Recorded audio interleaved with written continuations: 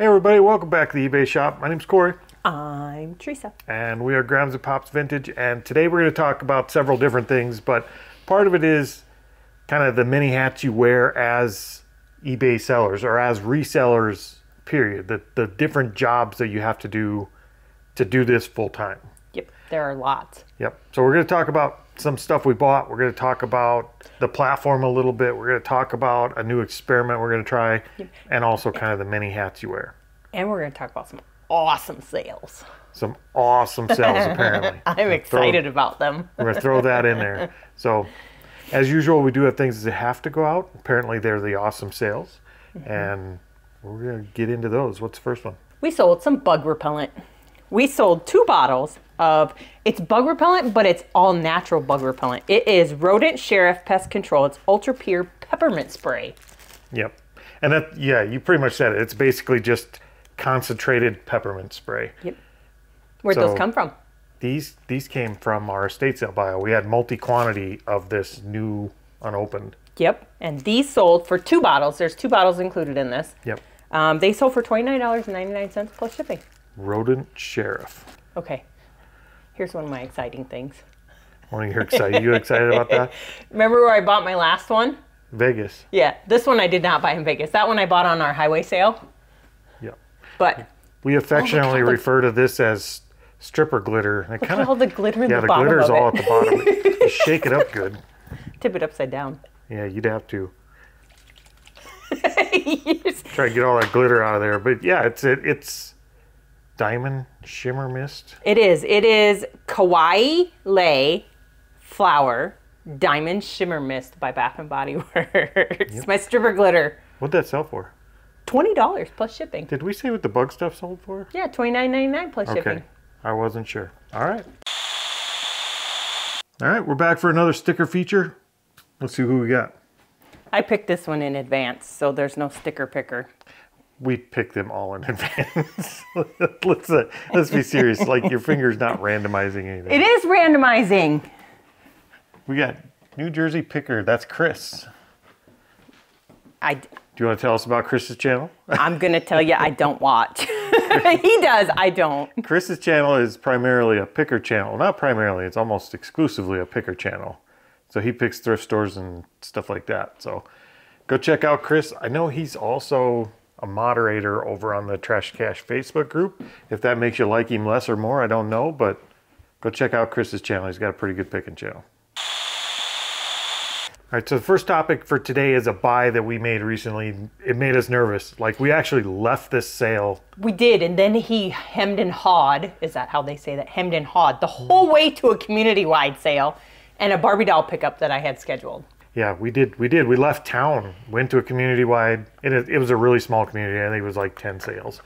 And then we went to a whole different town to pick up a Barbie buy. And then we came back and revisited this garage sale because I had a gut feeling I shouldn't leave them behind, but we were too far away on price. Yep. So we went back and we finagled a little more. We did. Plus we had bonus when we went back. When we went the first time, there was a lady there. She was the one that, her name was Teresa, and it was Teresa's garage sale. She was not dealing. She was not giving anybody good deals. No. Well, I mean, she was priced okay to begin with. We just didn't know that. We weren't thinking about it in that way, and we didn't pay too far from what she was asking to begin with. No. So, would you like to know should we tell them what we bought? We probably should. Okay.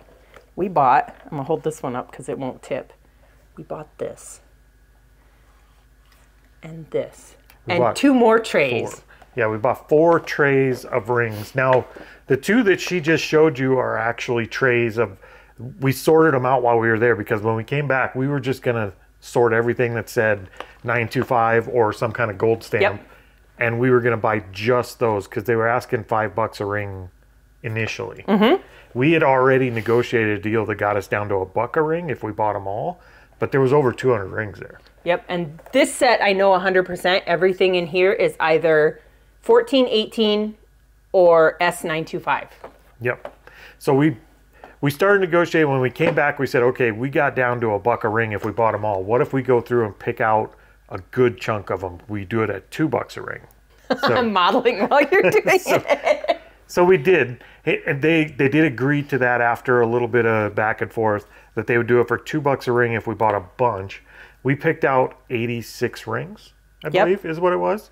So we were at $172 anyway. Yep. And they wanted $250 for the whole lot originally at the $1 a ring. Yep. So we just said, you know what, just meet us at 200, we'll just buy them all. So we did. So basically we're just under $1 a ring. Yep, but some of it's like, as my mom would say, some of it's gaudy. Yeah. Some of it is just cheap costume jewelry, but a lot of it is, like 2 whole trays of it is actually either sterling or 18K. And I mean, all the gems and stuff seem to be not real, which is fine. Like they're cubic zirconia or they're glass or they're not diamond. Like we use the diamond tester and test them. Yeah, so some of the new stuff that we bought, we've had the diamond tester for a while because not only the diamond tester, but we also bought a precious metals testing kit, which I suck at, so I don't ever use it. But we bought the diamond tester. Well, then after we got all these rings, I'm like, well, we got to have a way to display them to sell them. Well, not only display them, we got to be able to say what size they are. Oh, yes, I forgot about that. So we have the finger ring sizers. Like we have 2 like big loops of the ones that you put on your finger to see what size your finger is, but we didn't have the ring sizers to see what size the ring is. So we did buy those. Gotta stop. I'm just trying on rings and showing them as we go. That's okay. We have had interest in one ring already, but I can't tell them the size, so. Yeah, we don't know yet. So we bought the ring sizer thing and we bought a display piece or 2. What'd you buy? Okay, so I bought 4 things. Okay. From my friends on Amazon because they could get here quick. They're actually, I ordered them Saturday. I think they'll be late Saturday night. They'll be delivered today before 10 p.m. Yeah. And today is currently Monday. Yes. So I bought, it's a pack of 3 ring displays so that you can take pictures of them. We've had a few earrings that were like sterling whatever. So I bought an earring display that we could take pictures of. I bought the ring sizer. But not only the ring sizer also comes with a little, it comes with a little thing that you put the ring on. I hear the po-po. You hear the siren? I do. Maybe we got those at too good a price. We stole them. But it also comes with the hammer and the little round thing that you put the ring on so you can pound it back into shape if it gets misshapen. Okay. And then the last thing I bought was one more of these, which I realized after the fact. A new tray? Yeah, it's black, but it's one exactly like this, so I can do it with our cufflinks that we've bought. Oh yeah, we've recently bought a bunch of cufflinks too, and we'll see how that works out. But like I said, I think we're at $1 a ring. I'm fairly certain we have more than enough sterling and gold to actually make our money back and then some on scrap price. So we're kind of counting on some of these being decent to make our money on, but we're not sure. We've never dealt in rings or jewelry at this kind of stuff before. So it's kind of we're buying them for an education, and we'll see how we do or don't do, I guess. I'm excited. I was gonna trade out my one. I won't trade out my wedding ring, but I was gonna trade. I was gonna trade out my other ring and wear a different ring for my niece's wedding this weekend, but I didn't find any I really liked, and you know, I already have a wedding ring, so to walk around with something like that is just kind of silly. So wish us luck. If you know anything about rings, let us know in the comments maybe. Give us some advice here because we really don't know, other than, like I said, we did sort out the trays. We have 2 trays of just 90% of it is 925, and there's a few pieces of 18K. Yep. But the rest seems to be unmarked costume jewelry. Yep. So we'll see what happens. But if you have any advice for us on this type of thing, leave us a comment. Help a gal out. Help a gal out. Yeah, because you'll be sorting, not me. I will be sorting and listing. Okay, let's talk about some other things that sold. We sold a bat. This is an Easton White Ghost fast pitch softball bat. It's a teeny tiny tot. Yep, another baseball bat. We probably wouldn't have grabbed an Easton, really. I think it was really cheap. It was really cheap, and it's just in fantastic shape. I mean, it's in really good shape. We paid $4. $4? $4. That's surprising. We actually usually don't pay that much. But it sold for $30. $30. Worth it. So it wasn't bad. Okay, the next item. This one boggles my mind. Why does it boggle your mind? So it is a Barbie as Rapunzel fashion gift, multicolored dress and shoes. Okay. Yep. So it's got the dress, and it's got a little pair of shoes over here. When I initially listed this, I listed it for $24.99 because that's what everything in history told me to list it at. So I listed it at that, and it sat, and it sat, and it sat. I sent out offers for $14.99 on this thing. Yeah. $9.99 during our sale. Took a long time to find a buyer for Rapunzel's outfit. But it sold for $20. Yep. I sent out offers for $9.99 and $14.99. Just have to find the right person. So, They're not. Barbie clothes are not fast sellers. Nope. But when you have one tote of them that has hundreds of pieces, and they sell for anywhere between $5 and $25. Yep. I mean, it all adds up, and it doesn't take any storage, so why not? And we don't put, as we said in previous videos, we don't put cost to clothes unless it was a whole lot of clothes that I bought by itself. Otherwise, I don't put cost to clothes. Which almost never happens. We always just get a lot of Barbies with extra clothes and stuff. Yep, that is correct. All right, now it's time for our gripe session. We were actually talking this morning. This wasn't going to be part of this video until we actually started talking about it this morning, and that is the fact that we share a platform with other resellers, and that means the things they do actually reflect on that platform and they affect everybody. So the reputation, I guess the story was this morning we were talking about somebody that made a post in a Facebook group that they kind of had a bad experience with a brand new buyer with zero feedback. So now they kind of give a bad experience to every other new buyer with zero feedback. If they buy something, they basically get interrogated. Yep. And it's just a bad experience for that buyer because they're a new buyer. But that kind of thing really kind of messes up the platform reputation for every single person that sells on the platform. And it doesn't matter if it's eBay or Mercari or Etsy or whatever it is. It doesn't. And it's not just that, like interrogating them. It's also, I guess for me, it's any bad experience. One thing is, one of the things I've seen recently and heard recently are people who sell electronics. Untested, no tested, they just sell them as working because they don't have the capability to test them. Yeah, and then they just deal with it. If it's broken, they just take it back and do the return. But that is anything you can do to give a buyer or a buyer a bad experience reflects on every other seller on the platform. And that's one of the things that I dislike the most about reselling in general, because a lot of it is done on shared platforms. Yep, so it's not you're buying from Grams and Pops, but they don't understand that. They just say, I bought this on eBay. We do everything in our power to make sure they know they bought from Grams and Pops when they buy from us. We've talked about that before. We do stickers, we do thank you cards, we communicate with them. Yep. Like, we really do everything we can to make sure they bought from Grams and Pops, not from eBay. But at the end of the day, if somebody asks 90% of the people that bought on eBay where they bought, they say they bought on eBay. On eBay. They didn't say I bought from this little shop called Grams and Pops or whatever your shop name is. It's one of the things I miss the most about doing our own e-commerce thing is we did it on our own platform. It was just us. The good, the bad, the ugly, whatever happened was because of our decisions. We controlled the reputation of our platform. And when you're sharing a platform, you really have to share it with the bad apples too, unfortunately. Yep. And that shoppers today are savvy. They're not stupid.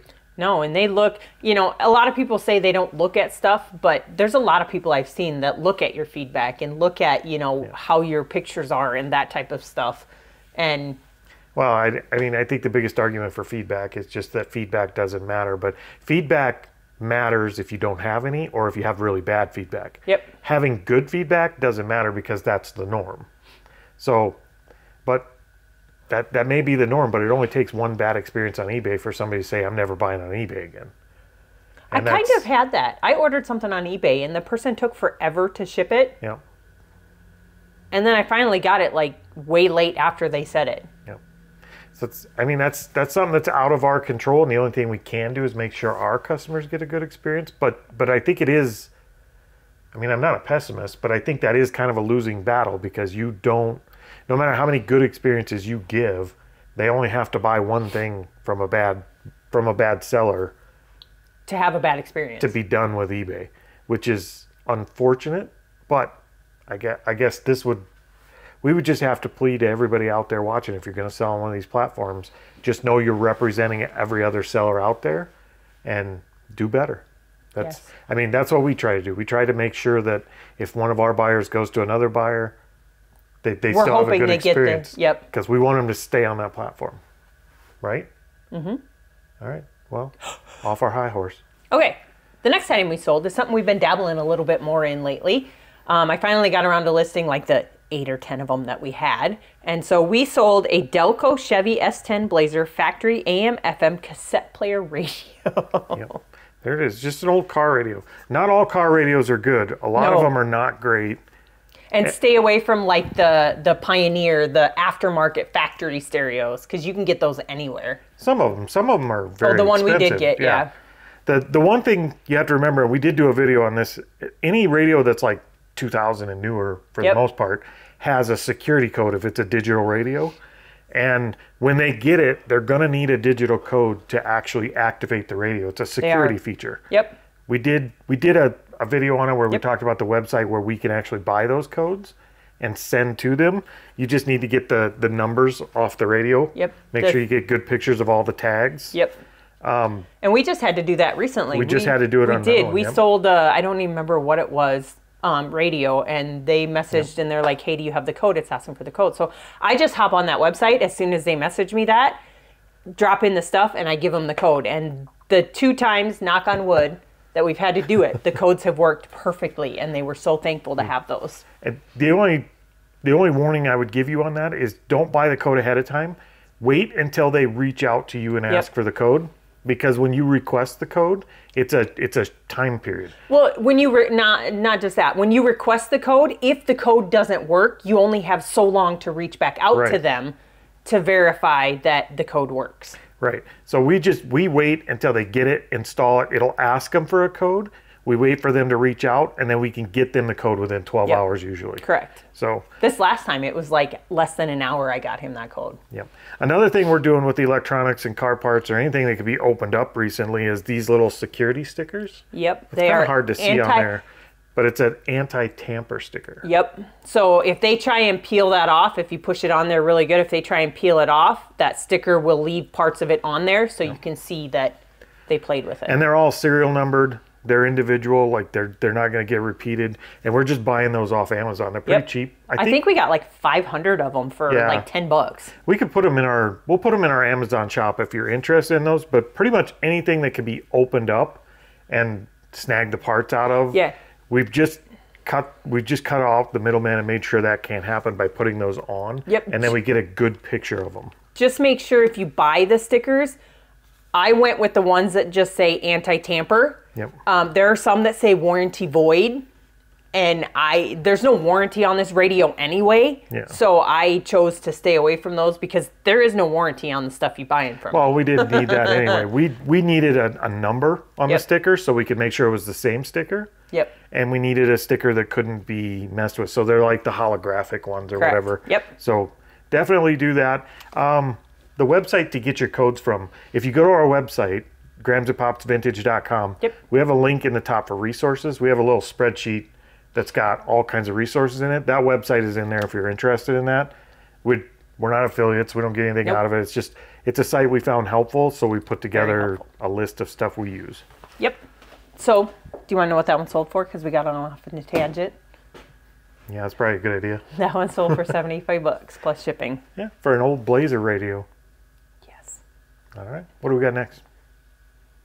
Oh, this is your favorite one. Oh, this is one of my 2 exciting sales this week. This is a puff lump, brand new. Whatever that is. Sealed, like, it's not sealed because there's no sealing, but it's, what do they call those little plastic tag things to the box, never been opened, never been removed from it. This sat through 3 days of garage sale, or 3 days of an estate sale. Yeah, nobody touched it. And they had it priced cheap even for day one. $15. I'd have bought it on day one at $15 had I noticed it. We missed it on day one ourselves because we were there on day one. Yep. But so we paid $7.50 because it was half off. Yep. And this one sold for $199.99. Yeah, and it didn't stick around very long at that No, price it was either. only for like 2 weeks. I think we've had it on the store. Yep. So Puffalumps, Bolo, who knew? Even the used ones sell, just not quite that price. I have never even heard of them. I had them as a kid. They're just really soft, almost like satin fabric. Yeah, it's like parachute material almost. And they're not like full plump like most plushes are. When Teresa picked it up, she was all giddy and excited, and I was like, "Oh, what the heck is a Puffalump?" I don't know, but now I know, and I'll be watching. Trust me. All right, so today's main topic: wearing many hats for an eBay seller. We've already talked about like we are doing all the things, and so will you if you're a reseller. Like we have to be the acquisition people. We have to know what to buy. Yep. Kind of like these rings we bought. Purchasing. We don't know. That even goes into another department. That's like exploratory. That's like trying to grow the business and learning new things. Yep. That's our development department. So development and purchasing. And we have purchasing. Then you have the listing and the actual research. Sales. We have to research. And we have sales. We have just the day-to-day, like the bookkeeping and the accounting of the business. Like you literally wear all the hats. And it's very difficult to be good at all of them. Yep. That's why there's two of us. I'm good at some and he's good at some. Yep. And we find that's not enough someday. Like there's a lot of things in this business having another person or even two people sometimes would be really helpful for. When our daughter moves back, we can acquisition her. Oh yeah, good luck with that. She likes to research. Yeah, we do have our youngest moving back for a little while. She's doing her student teaching. Yep. So she's going to come stay at home for a little while she does that. Maybe we can get some help from her, but that's a temporary thing. Even if she decides she wants to do it. But like the people doing this by themselves, the people doing this as one-man shows, like that's a lot of hats to wear. And if you're a one-man show and you're doing some major money every month, you are working your butt off. Yeah, if you're doing another word, but if you're doing this full time and you're making a decent salary for one person, like, and you're not living in poverty, like you're a hustler. Like you've figured out. I think the only way to do that is to really systemize the job. You have to do this like you're trying to run a company. You have to build processes. Yep. I don't think you can do this just willy-nilly on the fly. Well, today I'll buy some stuff. Tomorrow I'll list some stuff. I don't think that works long term if you're the only guy wearing all the hats.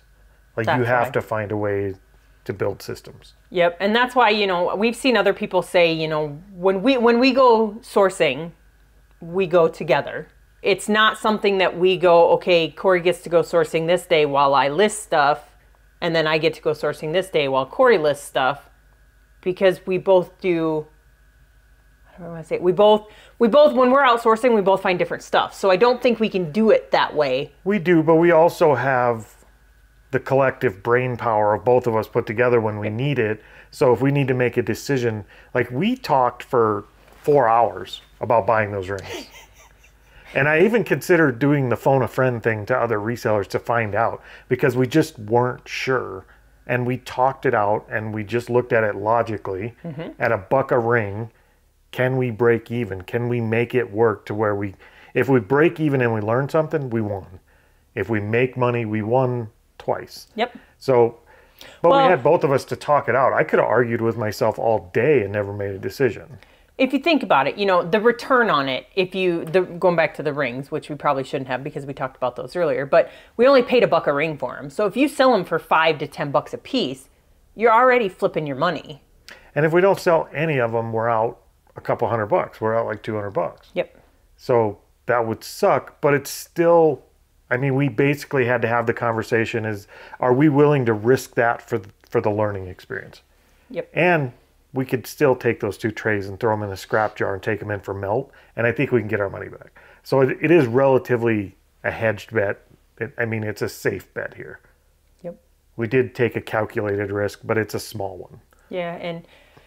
And sometimes Corey has to be what does Donna call Steve? The poo-pooer? Oh, I was poo-pooing that one, that's for sure. No, you were poo-pooing this morning too. Well, yeah, I do every day. No.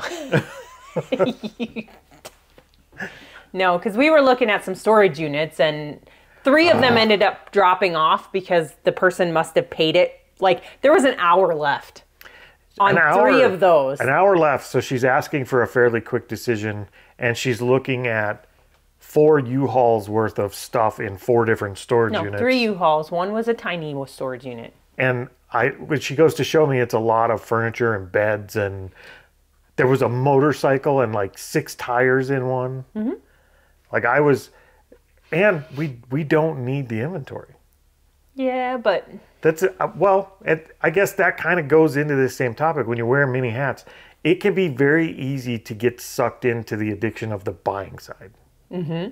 The buying side is the part that's fun and enjoyable for most people. That's the part I actually don't like that much anymore. I enjoy both pieces, both the buying and the selling. I enjoy looking at the business where it's at and trying to figure out how to make it run better, smoother, and more profitable. I do not enjoy... I do enjoy going to garage sales and getting out of the house and garage selling with you, but I'm not a big fan of spending the money and buying. Like, I could take or leave it. You have to spend money to make money. No, I know. I don't mind spending the money. I would just as soon someone just put up a website and said, here is a whole bunch of stuff and this is your margin, buy it. And I would just buy it and that'd be great. It's just not how it works in what we do. Nope. So that's some of the hats we wear. You guys probably could name even more. There are more we're not thinking of, but when you're wearing that many hats, it can definitely be easy to neglect a lot of those jobs. Yep. And I think you have to stay focused on the fact that each one of those is important to the business. Yep. And I think that's probably been our biggest downfalls since we started, is some of those hats get sat down and forgotten about every once in a while. Mm-hmm.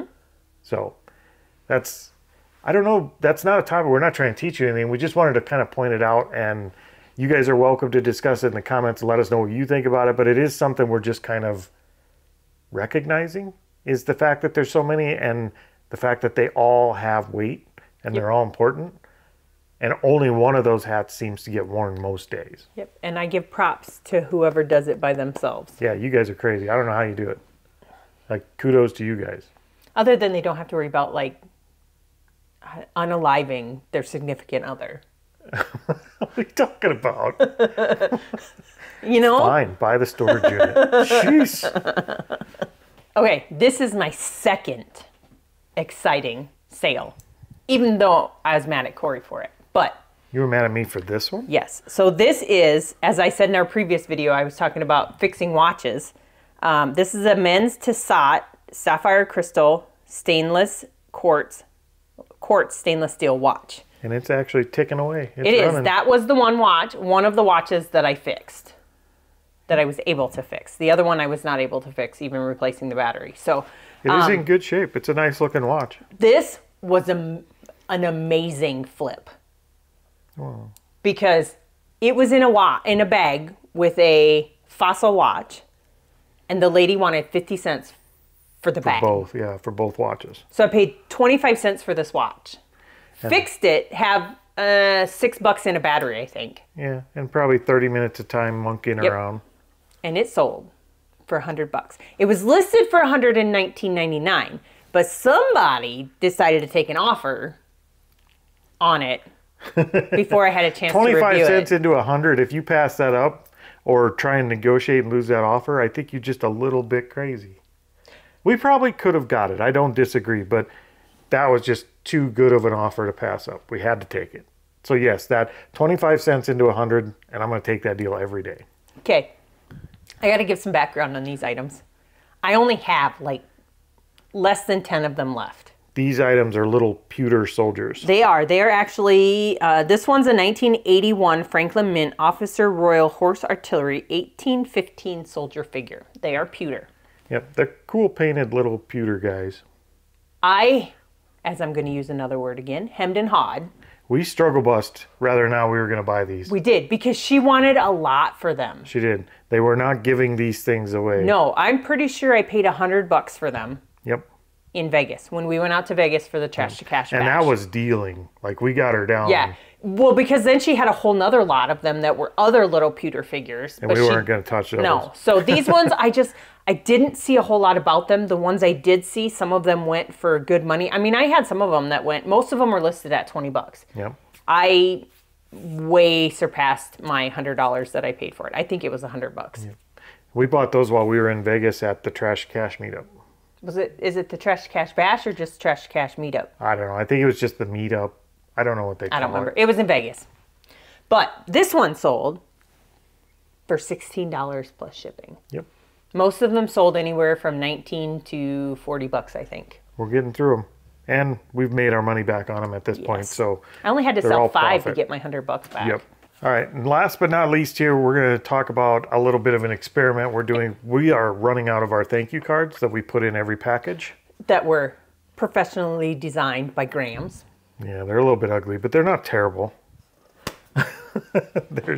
So we've gone through 2,000. I think I ordered 2,500 the last time I ordered these. We've gone through almost 2,500 of them. I think we have like 50 or 75 of them left. And these do have a purpose. They have a barcode or the QR code to get them to go to our LinkTree, which is basically all of our social and everything else. It's the same QR code that's on our stickers, which also goes in the box. Which reminds me of the QR code. So we were at that sale where we bought that jewelry the other day, and Corey's like, hey, do you have a sticker? Well, I didn't have any stickers in my purse. And he happened to look over, and I had my Grams and Pop shirt that had my QR code on it. So I'm standing there like this, holding my shirt out for some guy to scan my shirt. It looked a little strange. Yes, but anyways. So with this one, the QR code is to our LinkTree, but the messaging was basically to try and get them to come back and subscribe and like our store and make sure they give us a review. That was kind of the purpose of the thank you card, is to continue the conversation with them after the buy. Yep, and to, 1, leave us good feedback, because we would do the same for them, and 2, to come back and buy again. Save our store, come back and buy, watch what we post, and come back. Getting them to bookmark and subscribe to the store was kind of the main focus of it, so that we could use the newsletter and the eBay mailing system to contact them and give them other deals and offers. Now, that worked pretty good. We do have a very decent return purchaser rate, return buyer rate. So, like, we get quite a few. Yep, can I give you another thing? Sure. We have 1,000 followers on our on our eBay store. Yep. That's pretty good for a year, well, 2 years. 2.5 years. 2.5 years. No, it's almost 3 years. Getting close to 3. I think. So that's pretty good. I mean, we're pretty happy with that rate of return or subscribers and return buyers that we're getting. But we decided to do an experiment with these. We had to reorder them. So rather than to use our same messaging, we actually have added a discount code to here. Yep. That's a custom discount code that we made in the back end. The only way you'll have that code is if you get that from us. You order something from us and you get our thank you card, and it's for 10% off their next purchase. Yep. So with that, we'll be able to actually look in the back end in our marketing side and see how many times that's been used on how much worth of sales. And we'll have a very good idea if that marketing is working or not to bring back repeat buyers. So it's very measurable, and it's something we can control that happens after the purchase. It has no effect on them purchasing to begin with. Nope. But it's something that we can actually control and measure to see if we can get them to actively come back and buy. And maybe they don't. Maybe they're not the one that use the code. Maybe they'll give it to a friend or whatever, and we don't care. We just know the only way to get that code is to buy something first. And if they're using that code, they've already purchased at some point. Yep. So should we talk about the boo-boo part of it? There was a bit of a boo-boo because Grandma's is not a great listener. Shut up. So as we were doing this and we were talking about doing the code for it, I can't give you the code because that would give it out to everybody. Yeah. But take away from we the point. picked one, and I was having issues trying to get the cover photo for the discount code to work on Corey's iMac. So I gave up, and I just printed the thank yous, then went back in like 2 days later to create the code. Well, lo and behold, the code has to be unique across all stores. Yeah. So I will have to now. Which we knew. That's why I told her to make the code before she made the coupon. I didn't know that. You never told me that. Well, I didn't feel those details were necessary to the story. The instructions were clear. So anyway, so now as I'm sitting in my recliner in the house and I'm signing my name, because I do physically sign every single one. Yep. He doesn't, but I sign my name to it. His name's on there. I will also be adding some additional lettering to my QR code, or to my code. We're just adding 2 letters to the end of the code in writing. Yep. To make the code functional. Not a big deal, and it doesn't affect anything other than it costs her a little bit more work in the end. But I think, how many did we order this time? 2,500. 2,500. We got 2,500 of them to do, which should be more than enough to get us results. Yep. One way or the other on this test, and see if this works. I'm excited for it. I'm really excited just to see people start using that coupon code, and I'm hoping they will. And if they do, that's a great, almost free way. Did you hear my tummy rumble? Are you hungry? I think maybe. Or do you have to poop? Well, I already ate and pooped, so I don't know what happened. Maybe I have an alien.